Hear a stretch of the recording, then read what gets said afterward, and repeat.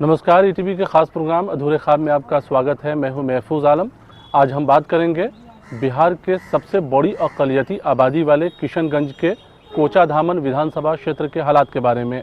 यूँ तो किशनगंज खुद ही सूबे के सबसे पिछड़े ज़िलों में से एक है, उसमें कोचाधामन की हालत और भी संगीन है। इलाके की रहनुमाई करने वाले सियासी आकाओं ने ख्वाब तो बहुत दिखाया, लेकिन इलाके की सूरत हाल नहीं बदल सकी है। आइए जानते हैं हमारे ख़ास प्रोग्राम अधूरे ख्वाब में कोचाधामन के हालात के बारे में।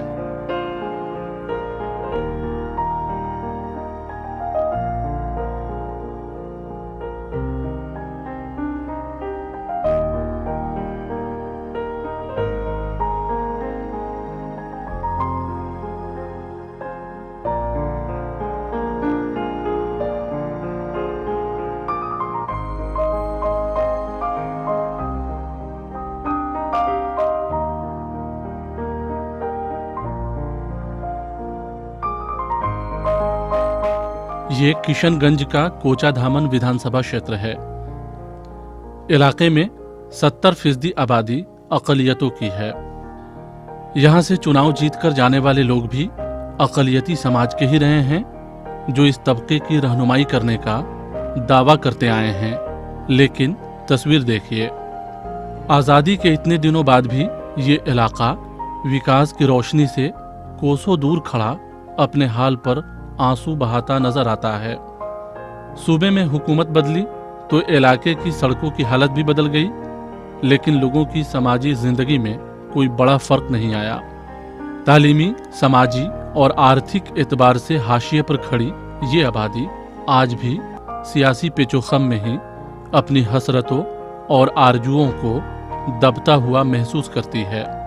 जानकार कहते हैं कि सूबा सुशासन की दावे करता है, लेकिन इस इलाके में सुशासन इंसाफ नहीं कर सका है। बड़ी कमियां हमारे यहाँ हैं। आज उस बड़े इलाके में आज एक भी कोई कॉलेज नहीं है जहाँ हमारे बच्चे एजुकेशन हासिल कर सकें।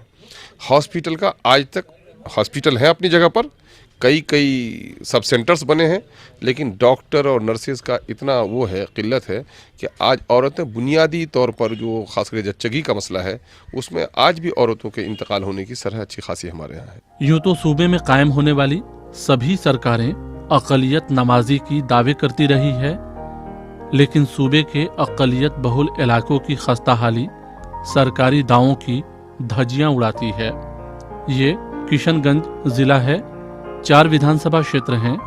सभी क्षेत्रों में अक़लियती आबादी उम्मीदवारों के किस्मत का फैसला करती है, लेकिन इलाके के मुक़द्दर को बदलने का ख्वाब दिखाने वाले सियासी रहनुमा यहाँ के बुनियादी मसले तक को हल कराने में कामयाब नहीं हो सके हैं। हमारे इलाके में शिक्षा की बहुत कमी है, जिसको अच्छे ये तालीम नहीं मिल पा रहा है। साथ साथ लोग बेरोजगार है। जो भी प्रत्याशी आते हैं अपना अपना ये करके कि अमुक कर देंगे, आज तक किया नहीं है।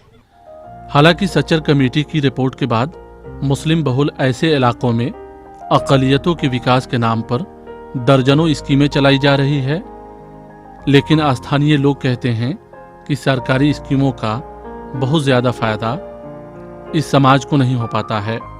कोचाधामन में बड़ी आबादी बीपीएल से नीचे है, लेकिन बीपीएल की स्कीमों के साथ ही एमएसडीपी की योजना इस समाज के मुक़द्दर को रोशन करने का रास्ता हमवार नहीं करा सकी है। एमएसडीपी के पैसे हमारे डाइवर्ट कर दिए गए।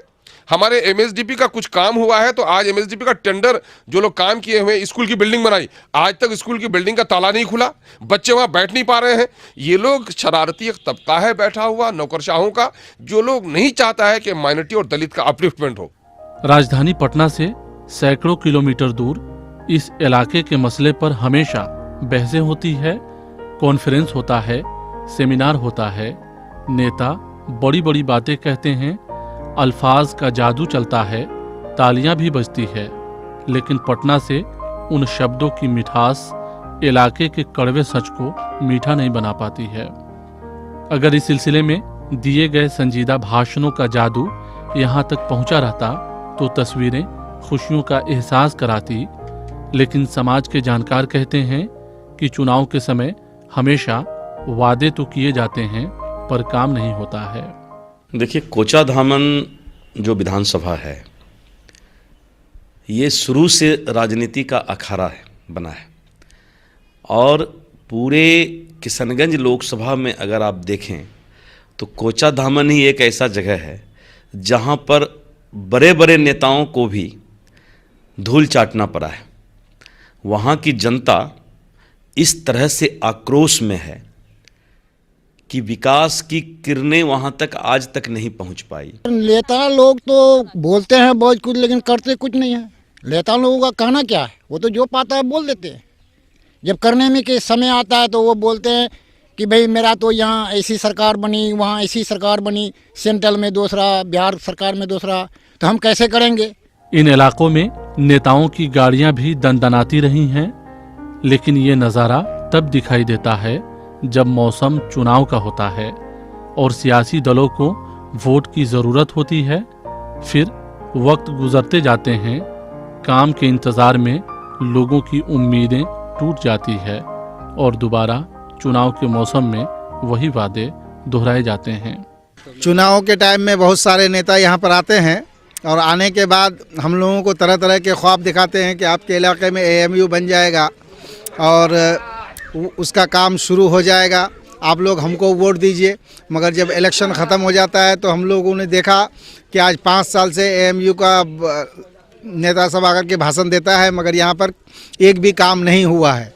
हम लोग चाहते हैं कि यहाँ पर AMU बन जाए ताकि बहुत सारे लोगों का रोज़ी रोटी का मसला हल हो और उससे तालीमी मेयार भी यहाँ के अवाम का सुधर जाए। कई साल पहले चकला गांव में AMU के लिए राज्य सरकार ने 224 एकड़ जमीन मुहैया करा दी।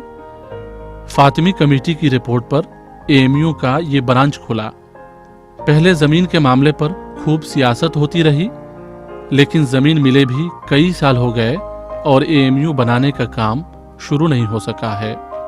इलाके के लोग काफी खुश थे कि AMU बन जाएगा तो सीमांचल में न सिर्फ तालीमी माहौल कायम होगा बल्कि इस इलाके की आर्थिक हालत भी बदलेगी, लेकिन ख्वाब पूरा नहीं हुआ और चुनाव में सियासी कुव्वत इस मुद्दे को अपने वादों की फहरिस्त में शामिल कर लोगों का वोट हासिल करने में कामयाब भी हो गई। AMU के लिए जो आश्वासन देते हैं आदमी सब, नेता सब आकर के, आज तक ये AMU नहीं बनता और AMU के वजह से जो हम लोग गरीबी हैं, जिसी का लड़का गरीब है वो पढ़ सकता है, जो भी जाता है किसी हाल से जगह जमीन बेच करके तो वापस चले जाते, पढ़ नहीं हासिल नहीं कर सकता इल्म। हालांकि किशनगंज में राज्य सरकार की तरफ से बनाई गई इस अक़लियती हॉस्टल में AMU के पढ़ाई का काम शुरू हो गया है। इलाके में बुनियादी तालीम की कमी थी, लेकिन विश्वविद्यालय ने B.Ed और MBA से अपने तालीमी कारवा की शुरुआत की है। जाहिर है इलाके को कुछ खास फायदा नहीं हुआ है। AMU ब्रांच के डायरेक्टर कहते हैं कि जल्द ही कैंपस बनाने का काम शुरू होगा। डायरेक्टर के मुताबिक बरसों से खाली इस जमीन की चहारदीवारी कराने के लिए पैसे मिल गए हैं। विश्वविद्यालय की तामीर कराने के लिए भी पैसा मिलने की उम्मीद है। अभी तो इसके लिए रफली इसका बजट एलोकेशन जो अभी हुआ है अराउंड तकरीबन 7 करोड़ 6 लाख करीब दिया गया है, और बल्कि 7 करोड़ 0.727 करोड़ है। 3 साइड का बाउंड्री वॉल और 1 साइड रिवर फेंसिंग जो होगा, रिवर साइड जो है वो फेंसिंग होगा, 3 साइड बाउंड्री वॉल। उसके लिए UGC के पास पैसा है, UGC से यूनिवर्सिटी अभी कोशिश कर रही है कि पैसा जल्दी आ जाएगा। मेरे ख्याल से वो आ गया, UGC से आ जाएगा। उसमें infrastructure, buildings, academic blocks, offices, hostels, सारा कैंपस डेवलपमेंट जितना है उसके हिसाब से सब वो कंस्ट्रक्शन किया जाएगा। ये इलाका जहां बुनियादी सहूलतों से महरूम नज़र आता है, वहीं इलाके की तालीमी सूरत हाल भी बेहद खस्ता हाल है। हालांकि इसी हलके में AMU का ब्रांच कायम किया जाना है। लोगों को उम्मीद है कि AMU कायम हो जाने से इलाके की तालीमी सूरत हाल बदलेगी, लेकिन AMU की खाली ज़मीन पर अब तक एक ईंट तक नहीं लगाई जा सकी है। बहरहाल वक्त हो गया है ब्रेक का। ब्रेक के बाद फ़ौरन वापस आते हैं।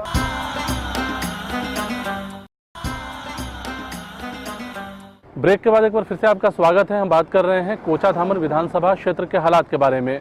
किशनगंज की बदहाली हमेशा बहस का मुद्दा बनती रही है। खास तौर से चुनाव के समय सियासी पार्टियों की दिग्गज इस इलाके की पसमानगी को दूर करने का नारा देते हैं, वादा करते हैं और दावा करते रहे हैं, लेकिन हालात अब भी बदल नहीं सके हैं। इलाके के नेता कहते हैं कि सरकार और सियासी पार्टियों की तरफ से ये इलाका हमेशा नज़रअंदाज किया जाता रहा है। यही वजह है कि एएमयू के लिए ज़मीन मिलने के बाद भी उसके तामीर के सिलसिले में न ही केंद्र सरकार की तरफ से बजट में पैसा मुहैया किया गया है और न ही राज्य सरकार इस सिलसिले में कभी केंद्र पर दबाव बनाने की जहमत की है। अगर ये जनता सवाल करे कि जब 2 साल पहले जमीन मिल गया तो यहां के नेता और कांग्रेस की सरकार 2 साल में एएमयू के लिए बजट में पैसा का प्रावधान क्यों नहीं किया, और अंत में जब पार्लियामेंट का चुनाव आया तो एक झूठा सिगुफा छोड़ करके यहां से चला गया। रोजगार की कमी और नदी की पानी के कटाव से बुरी तरह से मुतासिर ये इलाका अपने लिए अलग से विशेष सहूलत मुहैया कराने की मांग करता है। बड़ी आबादी खेती करती है या फिर रोजगार की तलाश में यहाँ से पलायन कर जाती है। पलायन तालीम के लिए भी होता है और रोजगार के लिए भी। भले ही सरकार सुशासन का दावा करे, लेकिन 2 वक्त की रोटी के लिए इन इलाकों से लोगों का काफिला लंबी दूरी तय करने पर हमेशा मजबूर रहता है, लेकिन इस सिलसिले में कभी भी कोई खास पहल नहीं की जाती है। आप सीमांचल की इस पूरी पट्टी को आप देख लेंगे कि सिवाय लोगों के खेती बाड़ी के अलावा रोजगार का कोई दूसरा साधन यहाँ पर नहीं है। कल कारखाने लगे नहीं, कोई सनत लगी नहीं। यहाँ पर तिजारत में भी उनकी चूँकि माशी हालत अच्छी नहीं है, इसलिए मकामी लोगों की तिजारत में भी अच्छी हिस्सेदारी नहीं है। तालीमी हालत चूँकि बेहतर नहीं रही, इसलिए सरकारी मुलाजमत में भी इनके हिस्से में नहीं रही। और नतीजा ये है कि रोजगार के लिए लोगों को यहाँ से पलायन करना पड़ रहा है, हिजरत करनी पड़ रही है। खेतिहर मजदूरों की एक बड़ी आबादी इस इलाके में है। वहीं महानगरों को सीमांचल बड़ी तादाद में मजदूर सप्लाई करता है। सरकारें अक़लियत नवाजी की दावे तो करती है, लेकिन अक़लियती बहुल इन इलाकों के बुनियादी मसले को हल करने की कोशिश नहीं करती है। नतीजे के तौर पर 21वीं सदी में भी ये इलाका पुराने ज़माने की याद ताज़ा करता है। यहाँ वादे तो करते हैं सरकार, मगर पूरा नहीं कर पाते हैं। अभी बहुत कमी है, अभी यहाँ की बहुत सारे काम अभी बाकी है। यहाँ समझे बहुत प्रॉब्लम होता है बिजली वगैरह पानी वगैरह के लिए। ये सब अभी हम लोग को यहाँ अभी कोई व्यवस्था नहीं हुआ है। सब तो ऐसे ही करते हैं, नीतीश कुमार भी वैसे ही करते हैं, जो है प्रधानमंत्री भी वैसे ही करते हैं, सब वादा करते हैं, पुराता है कौन कुछ करते हैं सरकार। हालांकि सूबे में हुए बदलाव का कुछ असर यहाँ भी दिखाई देता है। खास तौर से सड़कों पर स्कूल से आती जाती ये छात्राएं इलाके के रोशन मुस्तकबिल की जमानत बन रही हैं, लेकिन स्कूल और तालीमी इदारों की कमी आबादी की ज़रूरतों को पूरा करने से महरूम रह जाती है।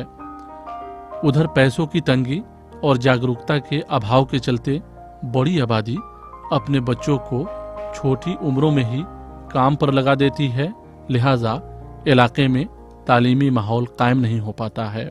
जब वो चला जाएगा तो पढ़ाई कैसे कर पाएगा। कुछ बच्चे रह जाते हैं जो 6-7 क्लास तक किसी तरह से पढ़ लेते हैं, बाद में तो उनकी हालत फिर भी जाओ बेटा कमा के आओ।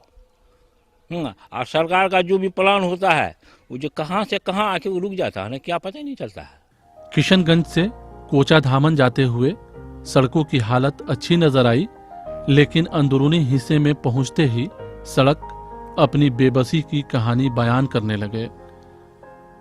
उधर तालीम के साथ ही स्वास्थ्य का मसला भी लोगों के हिचकोले खाती जिंदगी में और भी मुश्किल पैदा करता नजर आया। इस सिलसिले में स्थानीय लोगों ने ये कहा, यहाँ तो सबसे पहले हम लोगों को डॉक्टर की कमी है। जो कोई अगर भयानक बीमारी हो तो डायरेक्ट रेफर कर देता है बंगाल, सिलीगुड़ी या पूर्णिया, कटिहार, पटना। किशनगंज में कोई ऐसा सुविधा नहीं है। तालीम और रोजगार से बुरी तरह से मुतासिर ये समाज अपने लिए खुसूसी मराहत देने की मुतालबा करता है, लेकिन जानकारों के मुताबिक आज तक इस सिलसिले में सूबाई और मरकजी हुकूमतों की जानिब से किसी तरह की कोई पहल नहीं की जा सकी है, लिहाजा मसले बरकरार रह जाते हैं। बहरहाल वक्त हो गया है ब्रेक का, ब्रेक के बाद फौरन वापस आते हैं।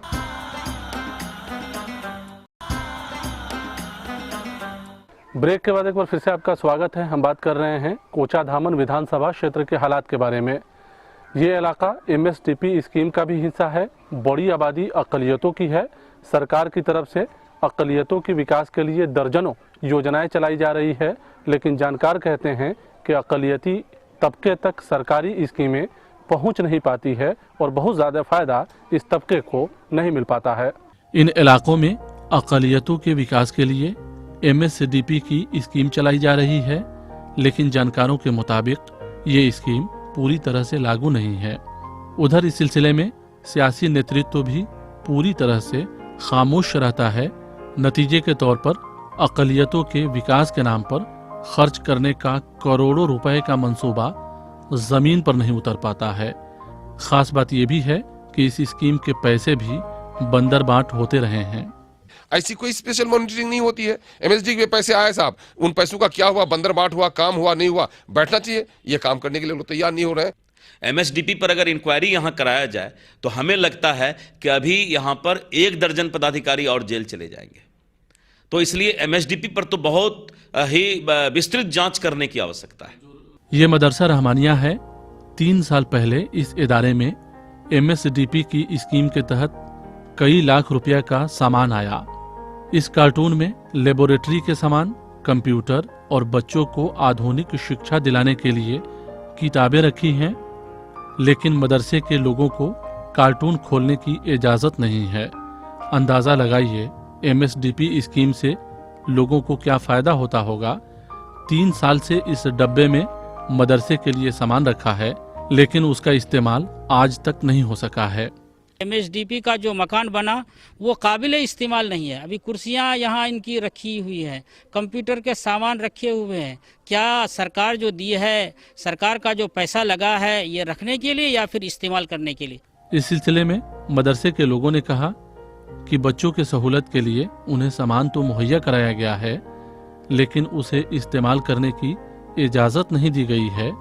वहीं आधुनिक शिक्षा के नाम पर आए इन किताबों और कंप्यूटर की तालीम देने के लिए उनके इदारे में कोई शिक्षक बहाल नहीं किया गया है।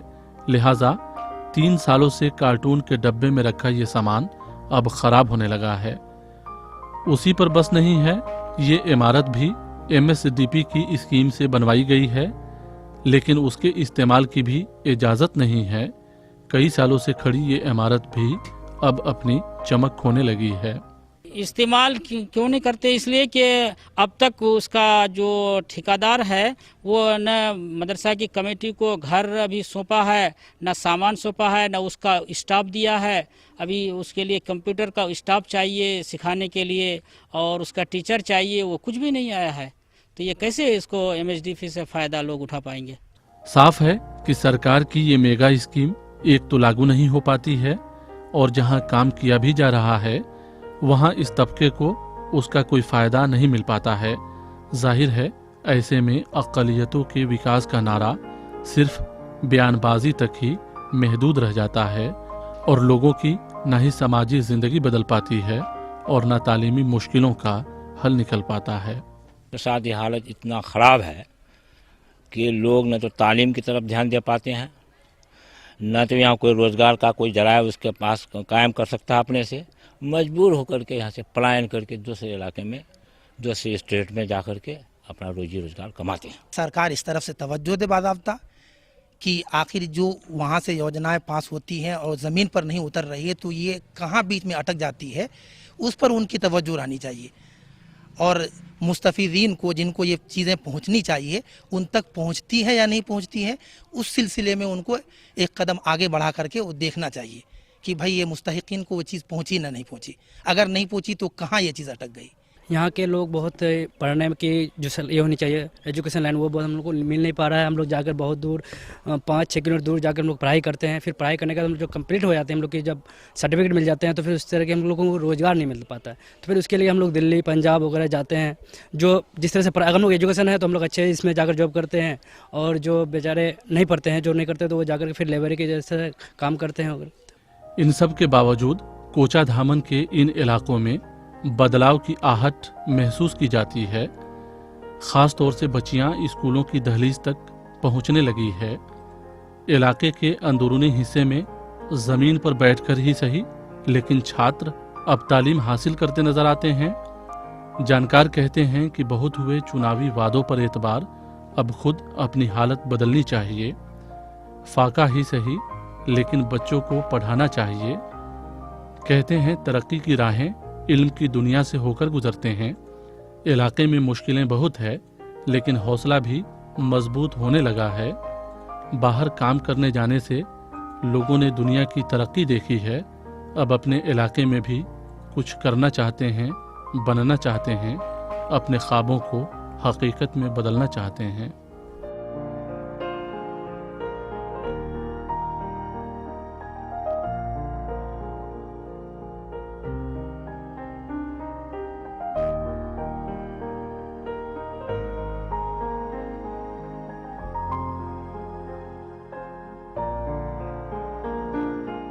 उधर वक्त बदलने के साथ साथ कोचा धामन में भी बदलाव की आहट सुनाई दे रही है।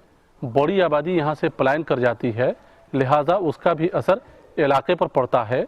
लोग जहाँ तालीम से करीब हो रहे हैं, वहीं सियासी आकाओं के दिखाए गए ख्वाबों से अलग अब अपनी दुनिया बनाने की खुद जद्दोजहद करते नजर आते हैं। बहरहाल वक्त हो गया है आपसे रुखसत लेने का। अगले हफ्ते किसी नए मुद्दे के साथ आपसे फिर मुलाकात होगी। अगर आप इस प्रोग्राम के बारे में कुछ सुझाव देना चाहते हो तो हमें ईमेल कीजिए। हमारा ईमेल एड्रेस है ak@etb.co.in। तो यहीं पे हमें और हमारी पूरी टीम को दीजिए इजाज़त। नमस्कार।